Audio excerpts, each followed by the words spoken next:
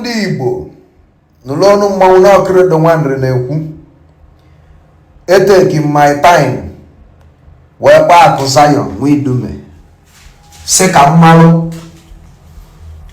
keneli iwe na-azụtụ na-akpọtụ gbasara okwu nga ọkpa ala ka o ji na-adị na ka ma apụta nnọọ na-ekwu ka mmalụ ọwa bụrụ ya bụ na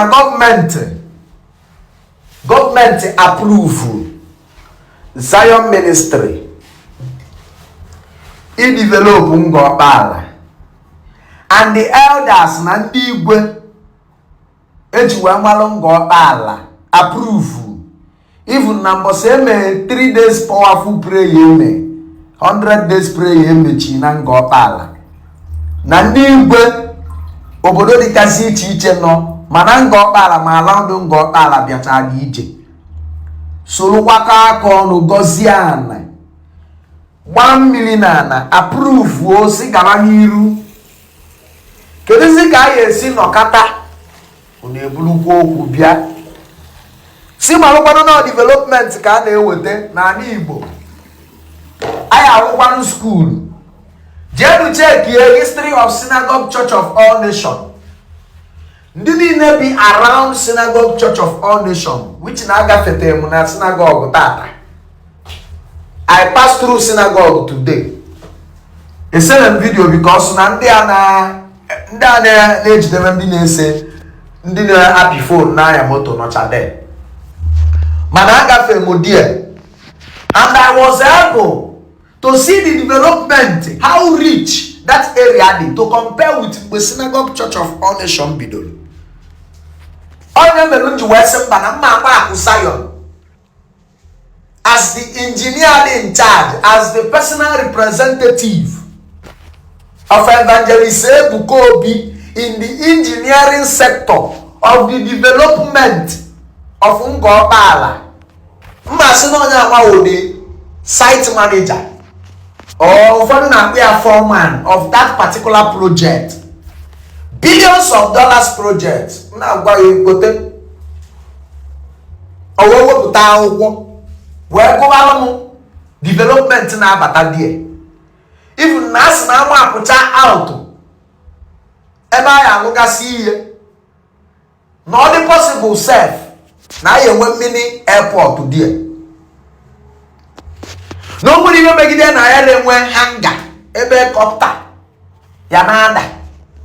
Na ngobala.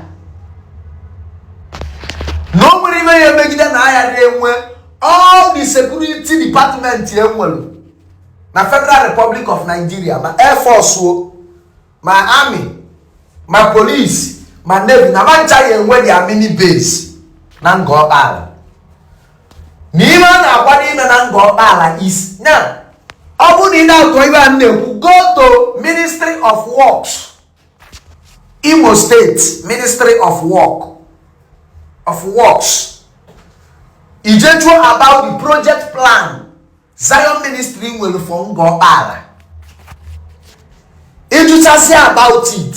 It will be argued. I want to tell you people now, Zion ministry is bringing development in Ngopala. As I'm talking to you, I'm now but that ministry site now. I am a secondary school, I am a primary school, I am a nursery school. Hotels na Batana Ngopala Kita is more than 15 hotels. And the one child be ready before 100 days 2025. Makaya will 11 them when they are lodge. Ya camp. Many people are there and 100,000, 200,000 and even the one plot to 7 million and Ngopala Kita. Imano Wayoke. Because they were a big development pattern. Ebo Imo State will airport. Nango para yewe hanga. Ebe kopta ya nada. Kando doguna abia. It is going to be a tourist center. Ayala anyhow. Iwote fence ya na awa. On the go para na locha message. There. Oh, I want to watch also. All over the Ubutu Ukunku, and then Benku, Nelenku, Neloisi, when they clear also now our foundation, now go. Now offense, now go. So, Basiam Kiesi, even Mara, if put on social media, go and ask question. He got through the right source and go see development plan for an undesired ministry in Angobal, which will benefit all and sundry. I use Synagogue Church of All Nations as a point of contact. I use Dunamis Doom, then Abuja as a point of contact. When Dunamis came into that area, about the desert. So that federal road here, we only see around that area. Madam, what came out and that area, even in the Salok, people were able to build and finish duplex under 3 months.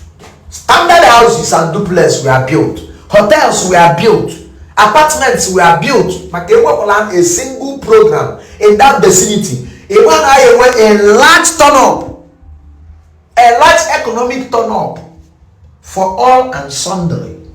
So can even about Zion ministry, but because Ebuka Obi Untold development in the southeast. Why? Only can the west and I want to wow. Money put an ajum can even generalize Yanga. You know, generalize Yanga when I do only, and I have to buy the need. I want Johnny Wow. I need a Igbo, and I know when I want Johnny. Development and Ebubata. I'm going to shoot bed, mama fly. Another me a Benham, but I'm happy. Now I'm in the southeast. Yes. School level, secondary school, all that school to development in that area. Now go Koba, Enugu State, Nsuka. And then missionary school. So tell me, what I say, no one have that school, when I are can't you say teachers I employing at that school? Why are not considered free? Maintenance of structures, I are free. Feeding and accommodation students, I are free. I tell you, I charge Unafuru on Zion ministry. Manankomona Wesyoku can my wow. Rapping this guy, call already Nabiano. Irap all more dili give ya no e na atuale onye oso na olo onwe ya na alụ mkie onya me no ụfọdụ na anwụ ọnwụ ike stroke na apia ụfọdụ anara ebi ogologo ndụ nwụrụ rapụ this guy ka ọlụ ọrụ chukwu dilie Ebuka Obi bịara ịlụ a mission na iburu ya medebe we nyere aka ka that mission ya dị completed mụ na Zion balụ. And he explained to me, check the time. He checked the time when you were post to this thing. Vividly he explained. Thank you.